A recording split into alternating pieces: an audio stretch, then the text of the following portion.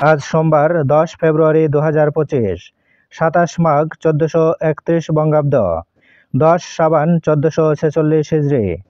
জানিয়ে দেব আজকের দৈনিক ইত্তেফাক পত্রিকার শিরোনামগুলো। সারা দেশে গ্রেপ্তার 1308 জন। গ্রেপ্তারকৃতদের অধিকাংশই আওয়ামী লীগ ও সহযোগী সংগঠনের নেতাকর্মী। অনেক এসপির কাছে অভিযানের ব্যাপারে কোনো নির্দেশনা যায়নি। সাম্প্রতিক চ্যালেঞ্জ মোকাবেলায় অর্থ মন্ত্রণালয়ের সুপারিশ। আর্থিক খাতে শৃঙ্খলা ফেরানো সহ শ্রমিক অসন্তোষ কমাতে অগ্রাধিকার দিতে হবে। 119 সাবেক সচিবসহ 764 কর্মকর্তার পদোন্নতি। মামলার হুমকি পদবঞ্চিত অতিরিক্ত সচিব মিলনের। ম্যাট শিক্ষার্থীদের ওপর পুলিশের লাঠিচার্জ, সাংবাদিকসহ আহত 18। ব্যাংক ডাকাতদের আইনের আওতায় আনার নির্দেশ প্রধান উপদেষ্টার। আইন শৃঙ্খলা পরিস্থিতি পর্যবেক্ষণে কমান্ড সেন্টার চালু। সংস্কার প্রস্তাব নির্বাচনের অন্তরায় হলে বাধা দেবে বিএনপি। ইসির সঙ্গে বিএনপির স্থায়ী কমিটির 3 সদস্যের বৈঠক। এখনও দখলবাজদের কবজায় বিইউএফটি। বিজিএমইএতে প্রশাসক বসলেও বিশ্ববিদ্যালয়টির দখলে তথাকথিত ট্রাস্টিরা।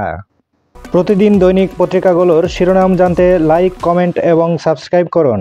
এবার শেষের পাতা। জুলাই আগস্ট গণহত্যার মামলা। 18 মামলায় 115 জনের বিরুদ্ধে পরোয়ানা। চলতি মাসে কয়েকটি মামলার তদন্ত প্রতিবেদন দাখিল। সাবেক সিইসি বিচারপতি আব্দুর রউফ আর নেই। প্রধান উপদেষ্টার শোক। এতদিন পর সরকারের বোধোদয় অপারেশন ডেভিল হান্ট, ফখরুল। বাগেরহাটে শেখ হেলাল, শেখ তন্ময় সহ 35 জনের বিরুদ্ধে মামলা। জেলার সাবেক পুলিশ সুপার আবুল হাসানাতের জামিন নামঞ্জুর। আজকের তরুণ শিক্ষার্থীরাই আগামীর মানবিক বাংলাদেশ বিনির্মাণ করবে, ডক্টর শফিকুর। ঢাকা সিটি ও আইডিয়াল কলেজের শিক্ষার্থীদের মধ্যে আবারও সংঘর্ষ। সায়েন্স ল্যাব এলাকায় 2 ঘন্টা যান চলাচল বন্ধ। সয়াবিন নিয়ে কারসাজি। অবৈধভাবে কেউ সয়াবিন মজুত করছে কিনা খতিয়ে দেখা হবে, বাণিজ্য সচিব। চাঁপাইনবাবগঞ্জে ভারতীয় আগ্রাসন বিরোধী লং মার্চ ও জিয়াফত অনুষ্ঠিত।